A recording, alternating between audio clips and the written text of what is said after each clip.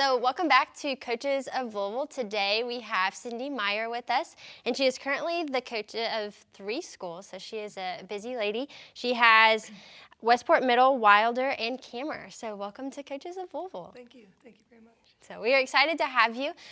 So let's get started. First of all, tell us how you got into sport and what your childhood was like. Well, I was raised by 2 coaches. My parents coached and taught most of my life. My mom's a PE teacher, and I'm the youngest of 3. And so we pretty much just lived around it all the time. I used to get off the bus at the high school when my mom was coaching and walk through the locker room to find her. And we played t-ball when we were kids. We didn't have soccer in our community, but we had a big track and cross-country program that my parents really helped build. So just playing sports was part of our life. My mom started a community basketball program, and I played basketball from about 2nd grade to my first year of high school. I stopped, and I actually played again as a senior. And other than that, my brothers played basketball.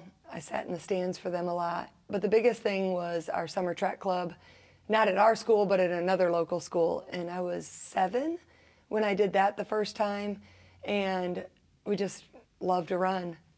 We had community days and like a community run. So I was about 3 when I did my first little run with my mom. But I was just a part of it. My parents were very successful coaches too. My mom was a 1975 girls track championship, and I believe she started the track program at our high school. And she did that with my brother, who was only 3 months old at the time. And my dad coached 36 or 37 years he coached track and field. So it was just a part of the life of what we did. Yeah, sounds like it. What an incredible legacy. And obviously it's floated down to you, and something that you love and started at a young age. You said your first organized event was when you were 3, which is I ran crazy. Just like a little fun kid Right. mile, holding my mom's hand, and then those summer track clubs meets that we would go to. We never did anything like big travel like you do nowadays, but we also lived in the country, so we were always out like running around and playing. And back then you had 3 TV channels, and you go have fun outside. Right. Well, that's awesome. So yes, you're just in the sport, right? Mm-hmm. But when did you start running consistently and get involved into the sport? So I remember I was on the 6th grade basketball team, and in middle school, or in middle and high school when I was a kid, basketball was in the fall for girls. And so it conflicted with cross country. They've moved that in Michigan. But I remember sitting on the basketball court and watching this middle school cross country program start. And I was really jealous. Like, I love to run, and they have a cross country program, but I'm playing basketball. And so I remember that, and then I started to run with them. And I used to run till I was in the lead and then just keep on going. And I believe middle schoolers, girls and boys, they can be very similar or elementary kids for sure, in middle school, they can be very similar in abilities. And my mom was my PE teacher, so we would run for bingo chips. And every time we got a lap on the dirt track, we'd get a bingo chip and we'd hold it in our hand. And I was just like super competitive. So I'd just run for as many bingo chips as I could hold. And so then from there, I went into high school and ran, and I ran more. When I was little, I ran the 100 and the 2 mile at summer track club, trying to figure out what I was good at.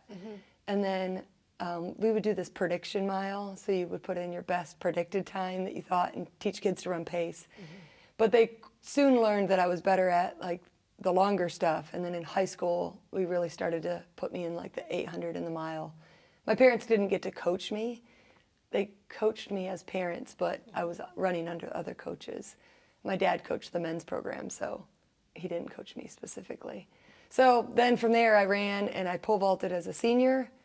Girls were allowed to pole vault in 1998 in Michigan, well, across the Midwest, even the colleges. So then I started pole vaulting because that's what my dad really did. And my brothers both pole vaulted. I'm the youngest. My middle brother, he pole vaulted in college at Central Michigan. And so we had a pit in our backyard at one point, and it was gone.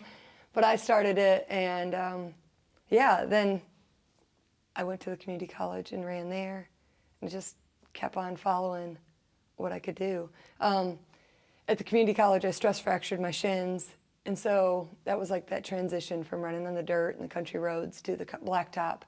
I'd gotten some new orthotics. I have my philosophies of why maybe all that happened, but I ended up coming to U of L to be their first female pole vaulter. And when I got done with my pole vault career, I went back to my love of running distance. They wouldn't let me run in college. They said I was going to train my muscles the wrong way because I had such a distance background. So I was just allowed to do my sprint workouts and weightlift. So yeah, so I missed it. Right. So what was that college environment like for you and being on a collegiate team, and especially at U of L, competitive level, and you got to be the first? Yeah, you know? That's pretty awesome. It sounds really awesome these days. It didn't seem like a big deal back then. It's intense. It's a lot. I mean, you got to love it. And it taught me to balance school, my little jobs, and sport at a D1 college is a big priority if you're doing it. You can't just like leave it to the side. So, but it was fun. Like the pole vaulters are a unique group. They're totally different than the distance group. I'm thankful I had 2 older brothers because there was just 2 of us girls and then these like 8 guys. And my pole vault coach in college, Doug Sharp, was pretty intense. He was a bobsledder in the Olympics. So, and he was a pole vaulter at Purdue. But it was fun. It was fun. They taught me to be even tougher in a way. And then, I don't know, it's just, I knew the distance girls, but I know more actually now as an adult than I really bonded with them then. Right. Wow. Well, that's a really cool thing to get to be a part of and get to find a love for something, a different aspect of the sport. And then you came back to running. So what motivates you in running now for yourself? Running now? Well, I mean, I came back to running when I first started coaching at South Louisville Middle School, and I would run with the kids. And then every summer I would have to I got to get running, otherwise I'm not going to be able to keep up. You can't take a group of kids running off the campus if you can't keep up with them, right, unless you're on a bike. So that motivated me some. And then I had babies, and it was just like, I just didn't take the time away to run. And so in 2020, we did a big construction project on our house, and I was already coaching at Wilder. And one of my assistant coaches was our builder, Jeremy Angermeyer, and he had a group meeting up during COVID at the parks to just run, to build community. And so he invited us out, and I was like, I haven't run in forever. And so I told myself I had to run a little bit before I could go run 6 miles at Cherokee. And after about 4 weeks of doing a little running on my side and plugging into the group, I was hooked. Mm-hmm. And nowadays it's I'm on Strava, I'm super competitive, I love chasing segments, or even looking to see, did I run that segment faster than I did the last 18 times, or those kinds of little things. They just really, it just feeds my soul. Yeah. And that's what's awesome about running is you started running at 3, but now you're doing it at 42. Right, which is awesome. And you've done it through different stages of life. And the good thing about running is it's there. You know, so even you took some time off, but then you came back and found that love for the sport. And you're obviously coaching running and coaching within the sport, so you enjoyed it, but you're enjoying it in a different way. But then you also fell back in love with it from the same way you're doing it, and just going out there and running, and found a community of people that you could just build relationships with who are experiencing life just like you are, and being able to have those conversations. So that's awesome. So what made you want to coach? So, I mean, coaching, when I got the job at South Middle, it was quickly into the interview of so what, you're going to be a PE teacher, what are you going to coach? Are you going to coach volleyball or basketball? Basketball was taken, but they wanted me to coach cross country and track. And my actually co-teacher that they hired that I went to college with coached volleyball and track with me. And it was just if you're going to get this job, you're going to step up and coach right away. And so it was just part of it. But I was just trying to figure out how to coach. I just had the resources from what I had done as a kid and figuring it all out. But also new at teaching, which is time involvement, because you're remembering what to do the day before every lesson. So it was a lot of work, and I'm glad I did it all before kids. And then I was working with Stan Clark from South Oldham High School, and he wanted me to kind of come up and help with the high school program, and he was getting ready to retire, and my administration wouldn't let me. at South. And so I left. I went over to Goshen to teach, and I got a job coaching the pole vaulters at Bellarmine. So I did that for, I think it was about 4 years, until I was pregnant with our first child. And I was like, I cannot go to these winter meets on a bus for hours all day long and back and leave the baby behind. So my dad had moved into town, and I just handed the program of Bellarmine over to him, and he took off with it. And then I started taking time off until I got to Wilder. And then there was a couple moms and assistant coaches that were quickly in my office. It was about February of my first year. I started in January at that school, and they were like, you ran? You need to coach our kids. And I was like, I don't know if my husband wants me coaching again. And he was on a trip. So quickly I was like, you have a coach, I can't get in the way of this. And they persisted, and they went to our principal and was like, we want a staff representative and all this stuff. And so next thing I know, I'm coaching Wilder's track team and coaching the cross country team and doing it with my kids. Our oldest was second grade, so then we've just kept moving through it. Yeah. So what did those early days of coaching at Wilder look like? And then getting to have your child there is so special too. At Wilder, the early days were busy. Our now 7th grader in second grade had this group of just really intense little boys. They were all just really very hyperactive, and I always joke around that we're Wilder, but we shouldn't be the wildest. But I look around at meets and I'm like, but we are. We're just like a large mass of runaround kids, but they're having fun. And so we just wanted to teach them that they could run hard, and it was okay. They weren't gonna die. The pain's okay. It's part of running. Not like pain, injury, but discomfort, and to embrace that. And when you can run through that, that's where like a good runner shows up. And so we just try to always push them to their limits. And so we were just like dabbling with different workouts and things, and playing around with them in terms of running activities. We do things where they'd have to chase each other down, or we've done some like scavenger hunts or just some fun things too, but we're just playing to see what they were gonna bite to. And so, yeah, and then now we have a much more structured plan with the middle schoolers. Right. Yeah.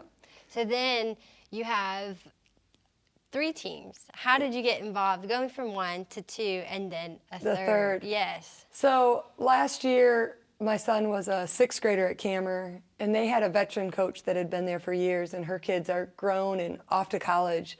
And she had some life events happen after COVID, and she resigned a couple of weeks into the season. And thankfully, one of the parents picked up the program.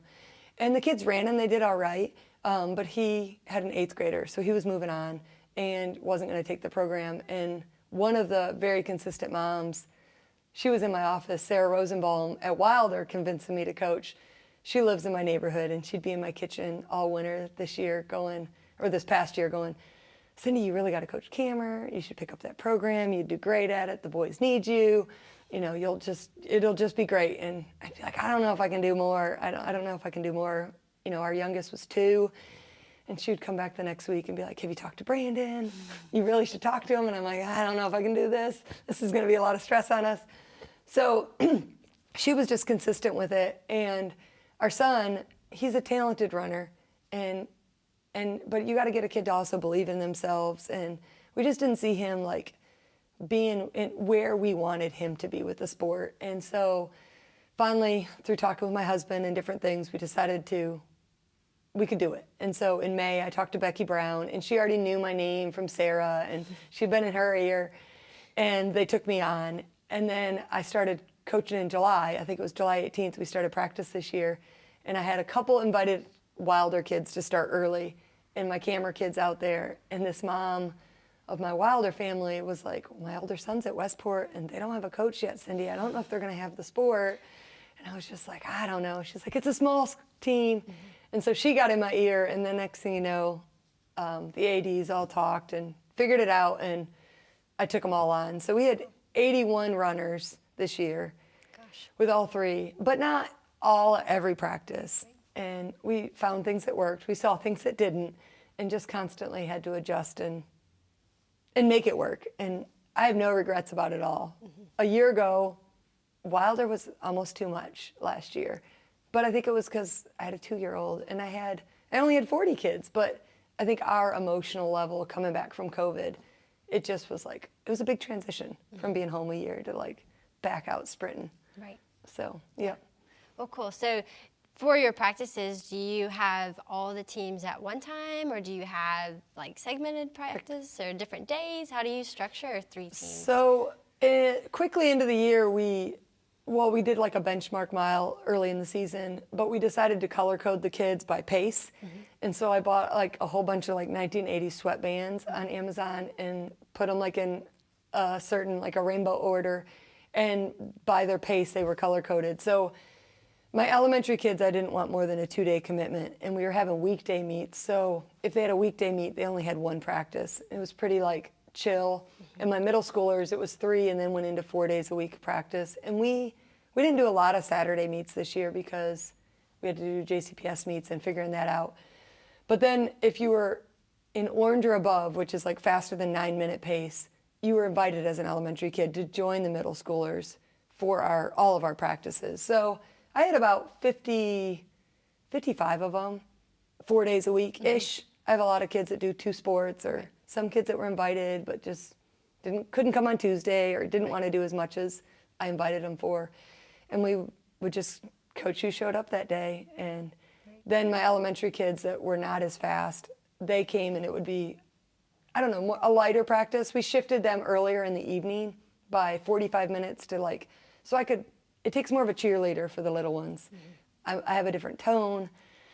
I have a different reaction, just like teaching elementary to middle. And so I could get them warmed up and get them started and be more of that cheerleader. And then my assistant coaches could like finish up their practice, and then I could get my middle schoolers in and do something a little more like focused. And so we learned that worked well. And it was only an extra like 40 minutes for our family to be out there. So it was like 2.5 hours instead of an hour and a half.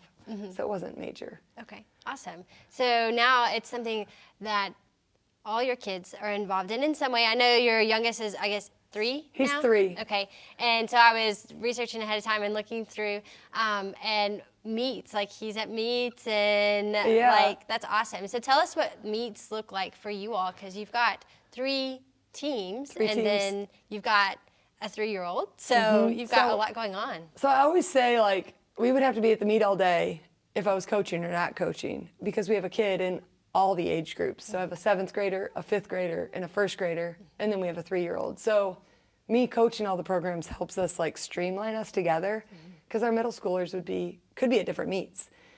So they're long days.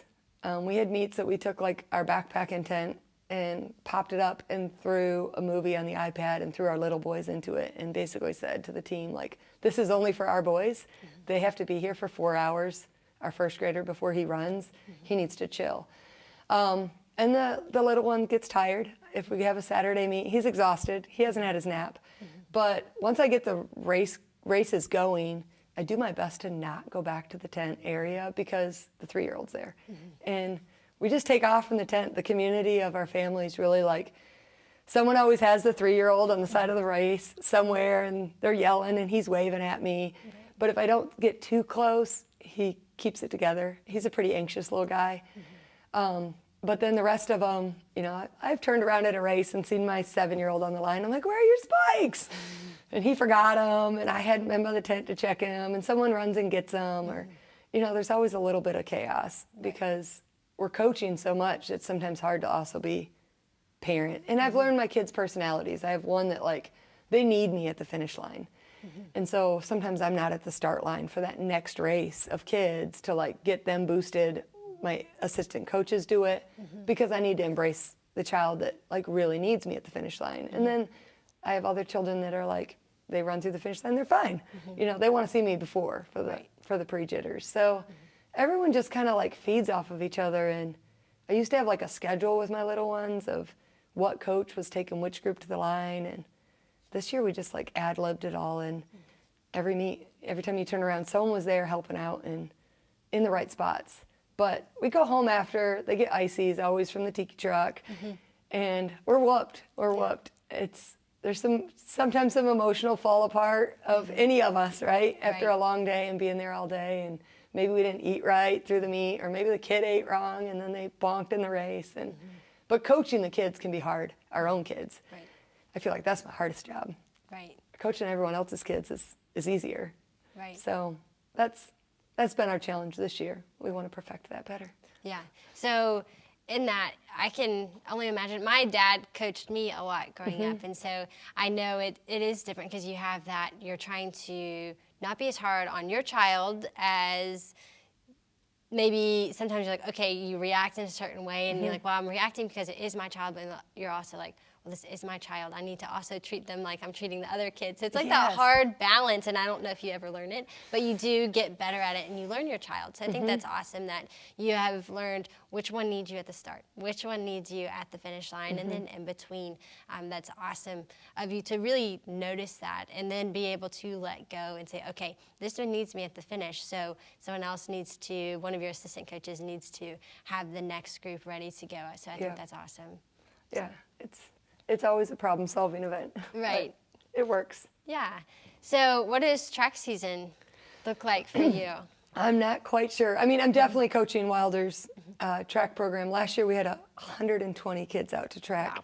Wow. And I've learned elementary kids, I don't think they're developmentally appropriate for a big meet that's like 8 hours long. I burn the families out on the sport. They go away like not enjoying it. I'm like, that's every cross-country meet for me.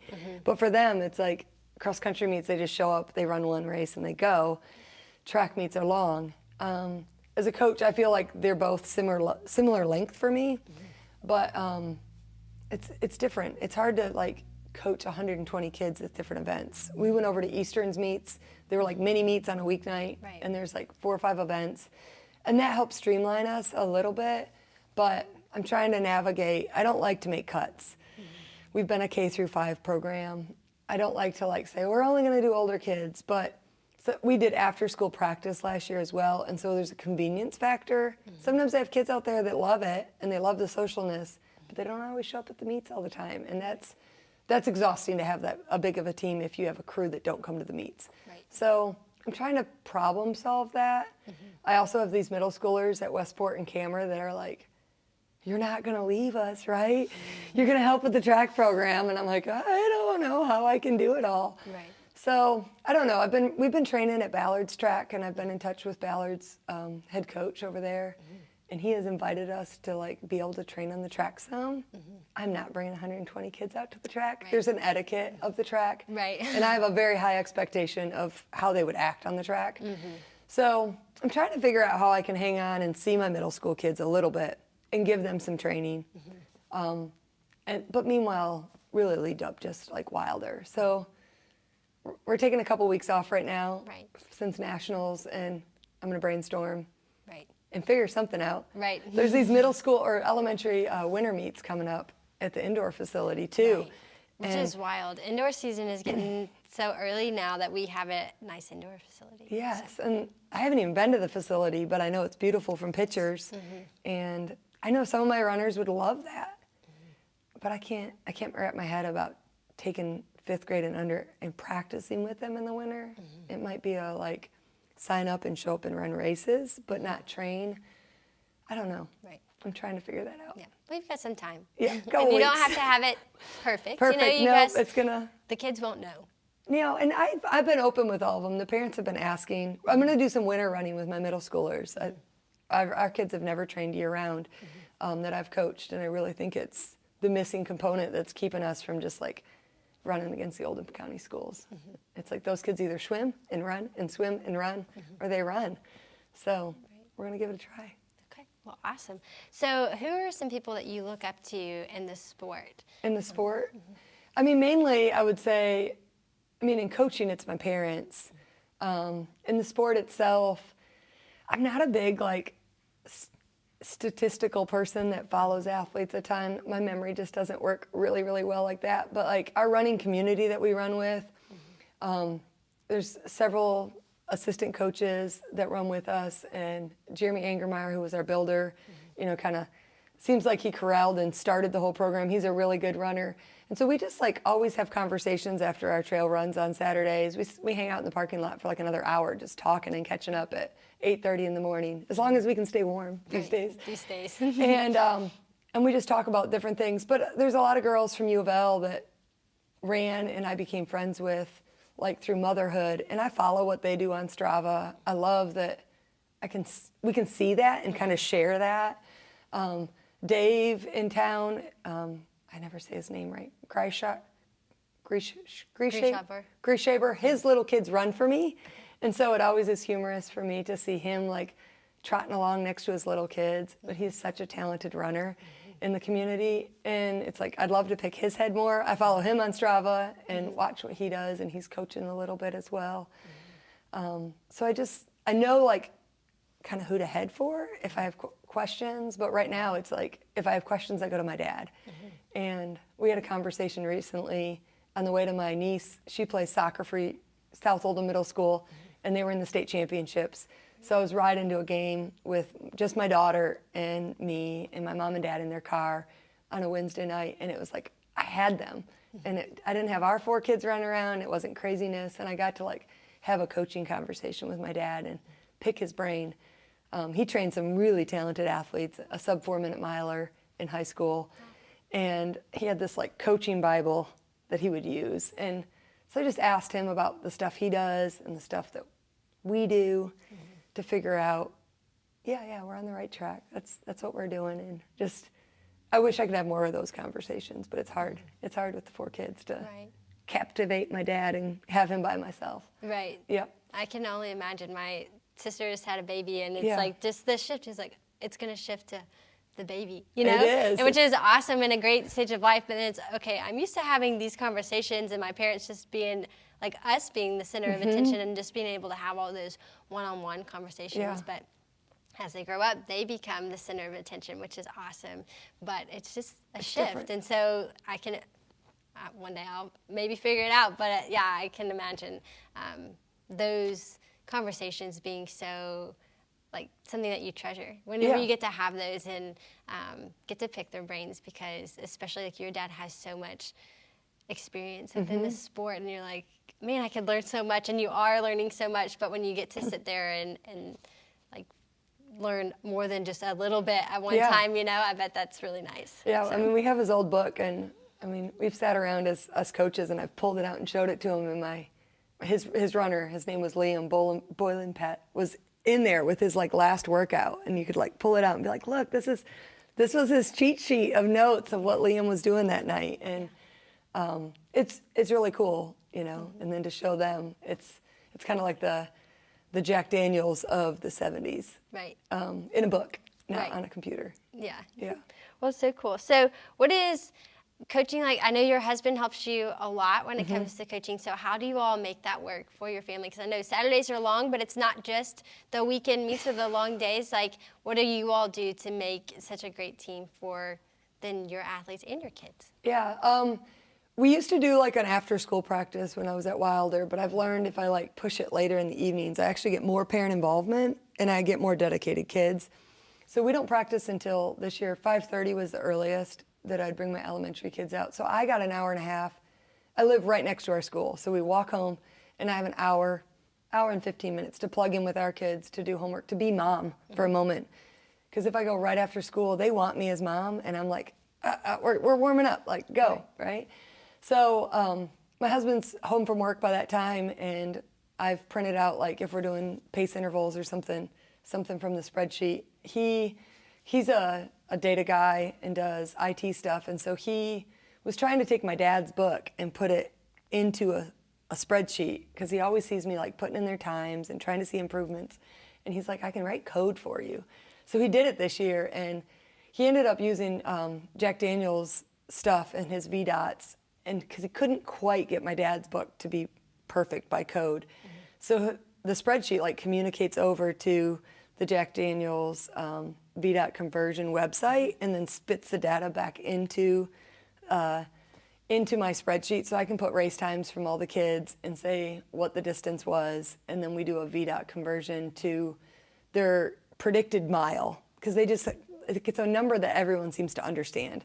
And then we talk about the kids' growth and improvements off that predicted mile, because one time they run a 2K and the next time they run a 4K, and it's like, the courses are different, of course. In some courses they can PR in better or have more growth, but he did all that code. He's behind the scenes a lot. And So sometimes he'd come home from work and I'm like, that spreadsheet's not working. And he's like, you got to log in under this. And he like fixes my spreadsheet that I've like messed up. Right. So I can print the sheets and hustle out the door. And then because the elementary starts first and our kids, our 7-year-old is an orange runner. He's sub 9. I think he's in the 7s. But they would come to that later practice. So I could get to practice out the door. We thankfully have a daycare provider, a sitter that we've had since we lived on the south end, and she drives our kid from Iroquois Park to our house on the east end every day, both ways. And so she drops him off, and he would receive the baby, or the 3-year-old, and we'd practice at Ballard a lot, so right in the front lawn. He'd just walk over there, and we'd be going with practice. But we talk a lot about what we're doing. It's like he's kind of fallen back in love with coaching. He's real sarcastic and humorous, and I'm a cheerleader with the little ones, but I don't have a ton of humor in me. And so when he leads stretches or takes over the kids, they really they humor as middle schoolers in his like middle school humor, and they just love it. And then he's just like, he's read the books as well. He's been reading a lot of Jack Daniel's book and understands it as he's gotten back into running just a little bit this year. And so we just are constantly like after workouts or meets going like, what do we need to work on? Do we need to work on their VO2? Should we be doing more of this? And we'll talk about it. And then, all right, then the next workout needs to be this. And I'm going to pull the data off this spreadsheet. And it's a constant part of our marriage through cross country is cross country talk. Right. So it's just how it is. And then we just ping our own children off, like whoever. It's always busy. Even tonight, we don't have practice this week. We're done. But it's busy. He comes in and we're finishing homework and dinner, and I'm heading out the door for the interview, and just always busy, always busy. Well, that's what makes life fun, right? Yeah, for the most part. Right. So what excites you about introducing new runners to the sport? Yes. I mean, just like my history in running, once you learn to love to run or you start running and enjoy it, you always have it, you know? And I think so many of our runners, it's not a sport that like kids sometimes go to school and like, I'm on the cross country team. And I try to change that in their minds. Like, you do amazing things. You have to work so hard. It's a totally different workout and intensity and grit, you know, and it's always some really bright kids that run, you know, like our GPAs of our middle school teams are very high. But when you teach a kid to love to run, like in elementary school, I had this one kid that played baseball and he was hardly around his 5th grade year, but I told his mom, like, I'll take him anytime I can have him, because I know deep down one day that kid will come back to running as an adult or whatever. And I hope that they just learn to love to run. And as an elementary kid, I want them to learn to like, they can do hard things and it's okay, you know, because we push them to hard levels. And the middle schoolers, I don't cut them slack. Like, I don't let them walk during workouts. I was a little fierce on my 6th graders that were used to my little elementary coaching when they were walking or skipping an interval that we were doing, and they were taking a drink break when they weren't supposed to. And I mean, and it wasn't too hot that they got drink breaks whenever, because those rules are different. But I want them to know, like, you have to work hard on a middle or high school team. You don't just come out to be, you can be social, but you gotta put in the work. And I want them to know that, like, but from that hard work, look at your improvements, look at your results. Like, hard work is going to produce that. But I want them to continue to love it. So it's a balance for some of those real social kids, but they'll come back. I mean, I think back, like South Oldham Middle School, we had these football players, and I did a time mile in PE, and they were really good runners, and we used to always try to convince them, like, you should run cross country, you should run track. And they were the quarterback on the football team, and Dad was a big time football player. I think he maybe even played in college. And then I get on Strava, and who's showing up and running like crazy? Jacob and Jeff Law. And they were football players at South Middle when I first started teaching there. So it's like, yeah, look, you went back to it. It didn't have to be of then, but you can come back to it. Right. So that's what I hope I can do. It's a great sport. It really is. And just because of that reason, I mean, getting to be able to do it for years, you know, and it's something that you don't have to have a team. It's great when you have a team, or it's great when you have a community of people to run with, but you don't have to have it. But if you can just go out your door and go for a run, that's the beauty of it. Well, and like, I enjoy that. I'm a really social person, and so like running with the team has just like taken me to the next level. Like I ran consistently in the 20s for a 5K in high school, and then I started running, and I have my Garmin, and it will tell me my predicted 5K. And I used to go, and people would be like, "You should come run a 5K," and I'm like, "I'm not running a 5K and running at 23 minutes." Like my brain knows my old times, and that's embarrassing to me. But that's just my competitiveness. And this summer, it was summer. I made a goal. I was like, I want to break 20. I want to break 20 in a 5K, and I was doing Race to the Beach and Bourbon Chase, and I was like, if I have that goal that I need to break 20, I won't injure myself on those two, because I can dance injuries because I can overexert, because I don't know, I'm just like a little kid sometimes. Someone's like, you want to go for a run tomorrow? And I just did a long one, and I'm like, sure. Yep. But my team, like, it keeps me going, you know? We had a kid that we do those benchmark miles, and one of my best practices, favorites, we all picked a group, and we paced all the kids out to their like goals, and our boys were running low 6s. And one of our middle school dads went up to Jeremy, my assistant coach, who's our best adult runner, and was like, hey, can you pace my son out to run a sub-6 this year? Like, can you do that? And he's like, oh, yeah. So Jeremy tells me about it, and I'm just like, what? Like, you? Why can't I do that? Like, why does he have to ask you? And I know the dad probably had no offense to, like, ask Jeremy instead of me, but the feminist in me is like, no, I'm going to do that. I'm going to break 6 with this kid.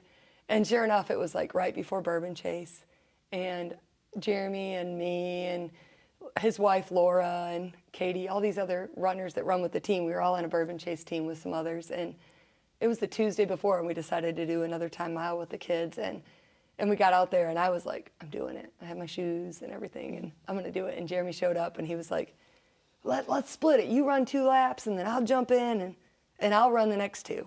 And I was like, I just nodded my head at him, because I was like, no, if I feel good, I'm doing this. And I was dancing this hip hamstring issue, and I took off, and we paced out, and it was super windy. And I just told Henry, like, tuck in behind me and draft. And, you know, you're like, I'm running hard, but I'm coaching, like I'm talking. And we came in on that second lap, and Jeremy, like, sweeps in on us. So there's a group of 3, and he's like, you're not going to drop off, are you? Are you making smart choices? And I looked at him. Because the worst thing to say to me and my brothers is like, you shouldn't do that. Because our brains go, oh, no, we're going to. And I was like, I always make smart choices. And I didn't drop off. And we pushed through a 5:49 with this kid. And it was fun. We all finished together. And that really, like, those kinds of things drive me. Right now, technically, the kids don't beat me. But that will change. Right. That's probably going to change next year, you know. Their VDOT's like 5:52. All of them are at their best for their predicted mile, but this kid's run a 5:49, and it's just fun. It just keeps me going, keeps me working. One day I just was like, all right, they're doing a mile. I'm going to do my 5K, because my hip was bothering me, and I was like, I got to get it done. And I told them what I was going to do. I'm going to reach my goal, and they watched me as they were cooling down. I did 12 and a half laps on Ballard's track to break 20 in that 5K, but I did it, and then we talk about it, and I don't know if they get how big our goals are to us too. You know, they have goals, but then we were like, oh, I did mine. They're just like, oh, yeah. Right. It's like, I worked for 5 months for that one. Right. Well, and that's cool. Another thing that you get to show your kids is like, I'm working hard too. Yeah. You know, like I'm telling you these things, but I'm also putting in the work to reach my goals that I have. So you're not just showing, like, encouraging them to reach their goals, but you're showing them, I'm going to do it, and I'm going to show you how to do it. It's awesome. It's just like that whole community with the kids, it just drives you to keep on going. Right. Yep. So what do you think contributes to a team's success? I mean, I think a lot of it reminds me of teaching. Like, you know, I've taught 19 years physical education, and one of my gifts in the classroom is trying to, like, make sure every kid feels successful. You have kids come into PE that don't like PE. That maybe their parents didn't have a positive PE experience, or like when I've been new at schools, the PE teacher before them doesn't make it a room for all. And it's this balance, because you have really competitive kids that in the gym want to, like, just play hard, and I'm always modifying the rules, and like, you got to make 3 passes, and that kid over there has to touch it before you can try to make a goal or whatever. It's the same thing, like, you build that community of trust I have in the classroom, where even the non-athletic kid, they're willing to try for me, and I'm just trying to hook them to realize, like, find something that you enjoy. I think with the team, you got to build that trust, but it's that balance of, but you're coach. You're not their friend, you're coach. And once you build that, like, community of trust and they believe in you, then I feel like it's just like their mind's open and they'll just sponge into anything. And I know my kids that, like, really believe in me, because it's just like they just kind of do everything you ask, right? And then they perform and they show up. But it's that community. Like, we did a pasta dinner. That's hard with 3 teams and 80 kids, but we pulled a middle school pasta dinner off. We had a family that graciously hosted all of us, and I think the kids ate up 6 big Costco boxes of pasta. I don't know. It was a lot. That's huge. But we did one. But that fun, like with elementary, I always, like, we have a party at the end. We just had it this past Sunday, and we rent, like, blow-up slides. And the parents all throw in, and this year we put them in a church gym, and they play. And it's like, you work hard. I want you to, like, have fun too, and really have fun together. And so building that trust and then building those fun components into the sport, I think it keeps them coming back. Because sometimes, like, you have off years or you have struggling moments. Like, I've had kids on the team that their parents are going through a lot, and it's like they just can't run. And I'm, like, talking to the parents. I'm like, I can't run when life's a mess. Like, it's really hard. Like, running is my de-stressor, but when life's really a mess, it's really hard to get your brain focused on running hard, because you're carrying all that emotional baggage with you. Like, I've cried on runs in the last year, like, because it's just, like, it's so hard. And the kids are the same way. So you build that level of trust, you build that fun community, and then you just see where it goes. Like, I never would have thought where we were this year, where our teams went this year would have happened this year. Our younger boys took 4th in the state, and they're all in 3rd grade and below, and they took 4th in the 4th and under division. There wasn't a 4th grader on that group. Wow. And so, but I contributed to them running with these middle schoolers. Like, they have all these carrots up ahead to run after now, and two of my elementary boys have the same time as my fastest middle school boys. So that's, like, their carrot. But my girls, I got a couple girls from Norton this year that ran for Norton last year. When they showed up this summer, I told them at the banquet too, like, you were just like presents of gifts to me. Like, oh my gosh, I know these kids that came from Wilder, and I knew their potential, but to get 2 more and have a full team, like, what is this going to happen?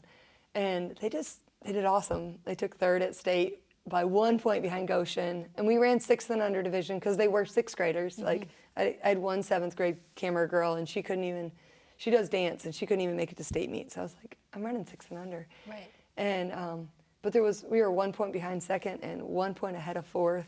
Wow. And they didn't have their best race, but the ones that we needed them to move and show up, and they were responsive to me. It was awesome. So that, just chasing the stars and getting them excited and knowing the team. Like, the girls, I couldn't even tell them that they were seated 2nd that week. I was just like, they'll just corrupt. They won't be able to handle the stress. Where the boys, my elementary boys, they knew all about it. They were seated 5th. We got to run hard to get a trophy. We took off their bright green jerseys because everyone sees our Wilder green, and we wore our old dark green ones, and we did the switch at the line, like it was underneath, it was like hidden, and they just, like, I thought it was awesome. Right. And it just fed them, but I was like, I don't want a coach to be like, that bright green kid, you can just look up and see them, like 20 runners up. So it was fun, and just knowing your kids, knowing those little nuances about each runner. I think when I run with the kids, you get to see it more. Other than when I first started coaching, it was like, just go run. Right. And then they'd meet back to me, or I'd see them. But, like, when you run alongside and talk to them, you get to know how they're all their little personalities, and how to, like, feed that, because they're all so different. 100%. I agree with that. I had coaches in the past who ran with us, and some coaches who didn't. But I remember having a deeper relationship with the coaches that ran with us, because you got to have all kinds of conversations. But then you also get to see what makes them, like, motivated to either run harder or what's affecting them. So why are things off, because like you said, stresses of life affects your running, and so that it's okay, let's figure this out, and you're here to support them through that. So I think that's amazing that you're able to see that within these kids and to talk to them at such a young age, especially with all the things that these kids have had to go through over the last couple of years with COVID and not being able to go to school, and then school being different days, all those things. They've had to navigate a lot more, so giving them an outlet to be able to come and be themselves, and that's just awesome that you're able to create that for them. Yeah, it's fun. It's fun. So what is your favorite workout to do with the kids? Our benchmark miles that were like, as they moved up in their miles, they earned new bands. They could also do it at a meet, so we would take that time and put it into the spreadsheet and do the VDOT conversion, all that. But they loved at the start of another practice that I'd be like, oh, and so-and-so moved up to gray. And they would all like get excited, and they'd pull out of the big bag a new gray wristband because they give them back every night. And then as the kids got better, we had to make another color. Like, what's happening when they go sub 6? Right. And so we made that black, and they earned it. They got to keep it. And I have like an elementary kid that ran at nationals with his black wristband on his wrist because it's like he wears it all the time. He was so proud of it. And we still joke around about like, well, they all say, well, what's sub 5? And I'm like, I need to quit my day job if I can get you middle schoolers sub 5. Right. But then I'm like, well, maybe we need a 5:30 mark, and is it going to be hot pink, or is it going to be white, or what color do we go to? That's always in the kids' conversation. So they're fed by that, so it makes it fun. I like to do quarters on Ballard's track. We were on Ballard's track a lot before soccer kicked off. We were there like every Tuesday, and then everything got busy with school starting, and then we got back on it after soccer finished as we extended to nationals. And like, giving them splits, I write on like swim, I write their goal time on their hand, and it might not be like hard intervals, it might be pace intervals, but it's like, I want you to hit within 5 seconds, plus or minus this. And teaching them like, you don't always have to run all out. Like, we're doing 8 of these, slow it down. Or when we did our miles, and the last time I put all their splits on their forearm. And I used to like use math as a distraction in my brain. Like I could come around and I'm like, oh, I ran a 130. Or I ran a 128, I'm up 2 seconds. And so, all right, that means and I'm coming around that curve, like that means, okay, my next one, I should come through at 258 if I'm on, and I just do it all in my head in high school. But these are little kids, and they don't, like my Norton kids hadn't run track. Like they haven't raced on a track until this Lloyd White meet. So giving them their splits, and then we film like with a camera, just my phone, the race, so I can get all their splits, and it has the time on there. And to see them come through, because I'm running with them, so I don't always see them all, which has its negatives because you don't get to run with all that crew sometimes if you're running. And to see them look at their wrist as they come through to think, like, am I on? Am I behind? It's like, those are precious moments to me. But we also run for tallies. Like, this started with elementary. Last year, I just wanted to find a way to, like, convince them they could run 4 or 5 miles. Or even more at a practice. Like, how do you get little kids to like just keep going for a long day? And so we started this like run-in for tallies, and we did a 1K loop at Wilder, and then we've done it now over at Ballard. And every time they come through a loop, they're not supposed to walk on it, but my elementary kids sometimes do. My middle schoolers, they do not get a tally if they walk at all. But as they come through, we put a tally mark with Sharpie on their hand. And then they can get a drink. They can take as long as they want, but we're going for 30 minutes. So you can't say you're done until the 30 minutes are over for elementary. And then we go into 45. And I had kids running 8 to 12 Ks in that 45 minutes like this year. It was crazy. We did push up to an hour at one group, but I'm pretty sure we were getting a 12K in out of a couple of them in 45 minutes. But when they finish their tallies, they're all in their hand, and like, I understand the elementary brain, like, what does that mean? I got 10 tallies. Well, I give them a playing card, just of old cards for everyone, and then they go over, and all our parents have donated what I call crud food. It's like fruit by the foot, and blow pops, and Sour Patch Kids, and like all the things that I don't have in my pantry. I know some kids do, but like, they just get it. And so if they got 10 cards, they get as many treats as 10 cards will buy, and some things are 1 tally, and some things cost 2, and there's healthier options. There are some fruit, which the kids laugh about, like, I'm buying an orange.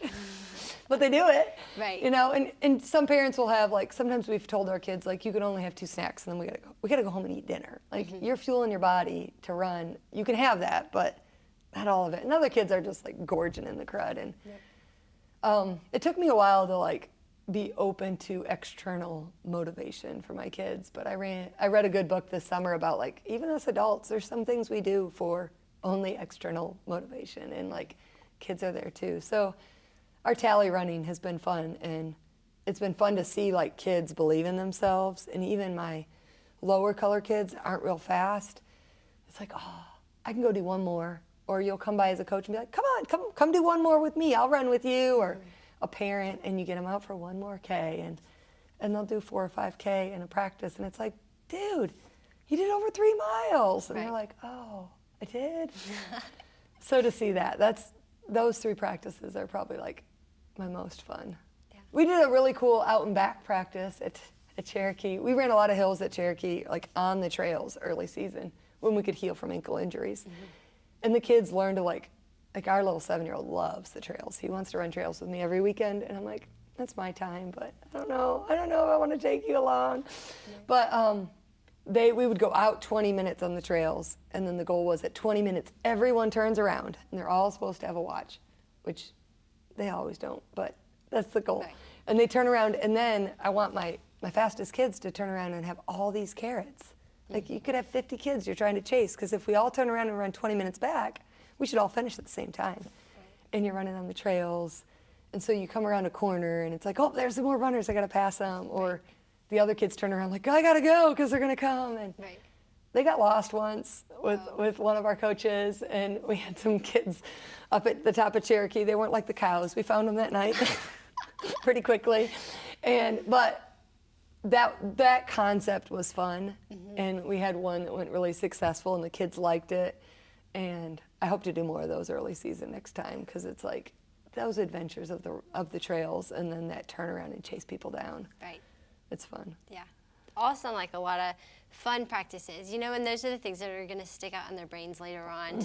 They're going to attribute running and fun together. Yes. And I can obviously tell that's your goal with them. And yes, to be competitive and to push their bodies, you're teaching them all of that. But the root of it is for it to be fun and not a punishment. Whereas running in so many other sports is a punishment. Oh, it is. So letting them see that this is fun and something that you are enjoying at this part of life as well, and something that they can look back on and say, okay, well, you were doing that, I can do that too when I'm that age. So Yeah. yeah, really cool. So as we're wrapping up, is there like any piece of advice that you would have for coaches or newer coaches or people who are thinking about getting into coaching? I mean, it's a lot. The only piece of advice I would just say is always like keep your priorities. Like, there are times that we've not gone to meets because of the family. Like we looked at going to like one of the extended season national meets, and it was like, that's going to be another like long Saturday, and we just got off one, and we just can't do that.